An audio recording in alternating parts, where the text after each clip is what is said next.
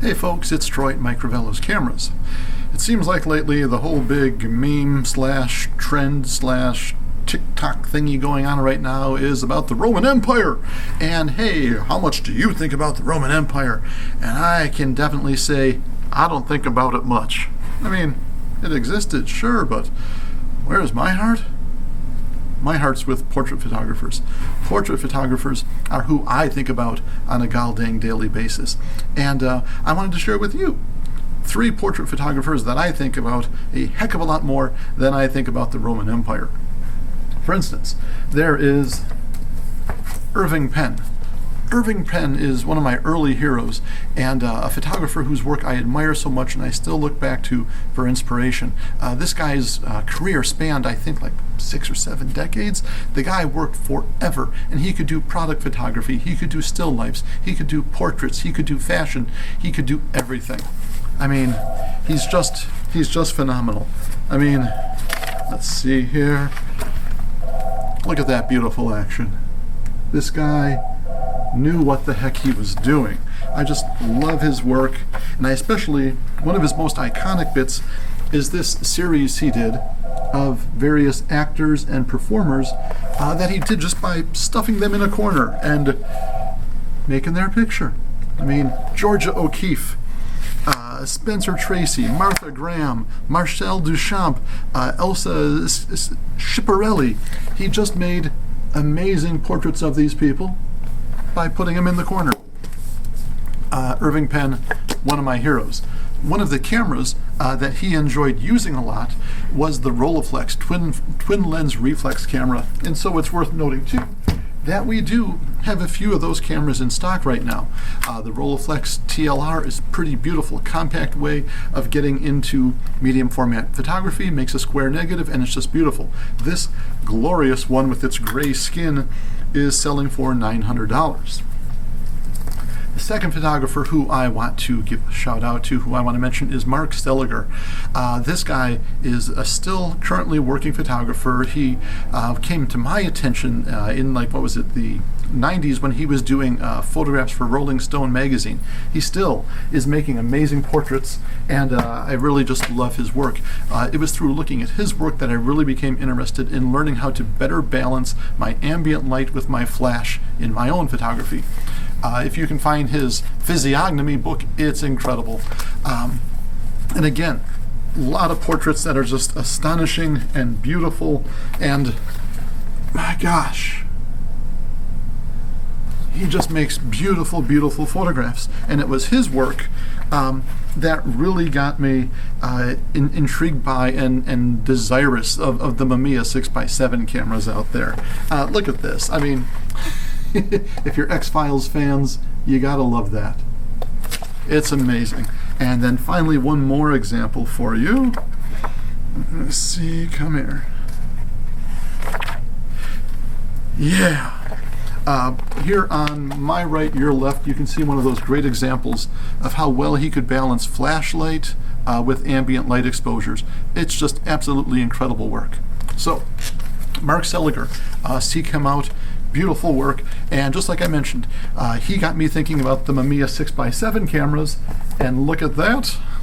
I got a Mamiya RZ67 with a 180mm lens, a beautiful portrait lens, here and used, waiting for you right now. So if you too are inspired by Mark Seliger, maybe you want an RZ67 in your bag.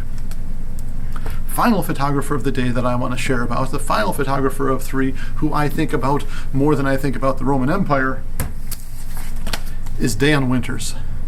Dan Winters, I mean, each of these photographers that I've shared with you today, each of these photographers is a master, and they can do just about everything well. Mainly I look at them for their portraits, but they can do, whatever the assignment is, they rock it. Rock it, which is interesting because Dan Winters does a lot of work for like National Geographic or NASA or the Smithsonian, often photographing things, old rocket ships and technology and things like that. But again, I love him for his portraits. So again, the Roman Empire is cool, but did they ever get to hang out with Mr. Rogers? I don't know, I don't think so. So whatever, Roman Empire. And then also, did the Roman Empire get to hang out with Beck. You know, I'm a big fan of Beck, so seeing this portrait in here, I think is pretty darn neat. What I really love about going through this book of Dan Winter's photography is the fact that you always see the edge of the film. You always see the edge of the film around the end of the image, so you know that when you are looking at this image, it is uncropped. This is as he shot it, and that is really remarkable. His lighting is so tight, the posing is just, you know, top notch, and yeah, Dan Winters is incredible.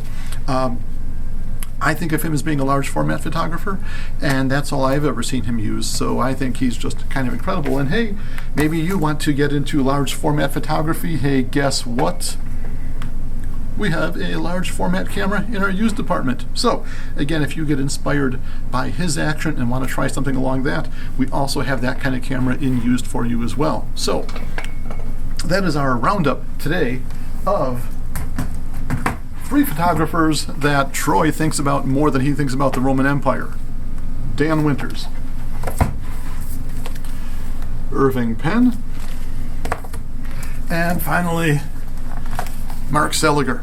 They're all produced great work, and if you're not familiar with them, yeah, I'd really suggest you go check them out. Find their work, get inspired, and then go out and make your own fantastic images with whatever camera you've got. And one other camera, yes, that you should consider, aside from those 3 that I already talked about, the 4x5 camera, the Rolleiflex, and the RZ67, if you do want to work digital but you really want to do it in a classic sense, do check out this Nikon DF that we've got in used right now.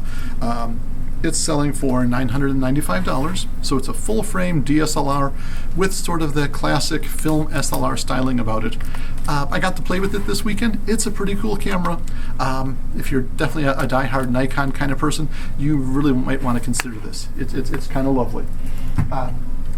2 lenses that we've also got that are quite special then to go along with that Nikon are the Nikon 24 1.8 GED lens, selling for $450. So if you need a fast aperture wide angle lens, it's a good one.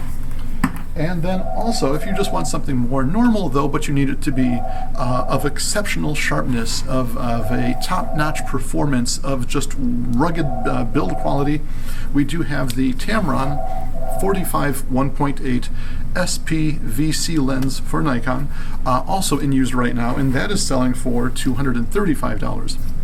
Whenever you see a Tamron lens that says SP on it, that stands for superior performance. So you know they're putting the best of their knowledge, the best of their technology into that lens.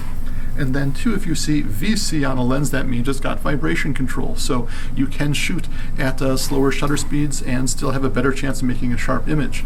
So check that out also, again, for Nikon. Thank you very much for watching.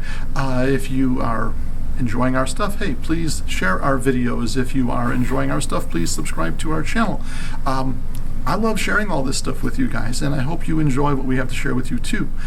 We really appreciate you here at the store. We appreciate you supporting a locally owned business, keeping us going, keeping our wheels and gears a-turning, and yeah, thank you. We are here to help. All right, have a great day.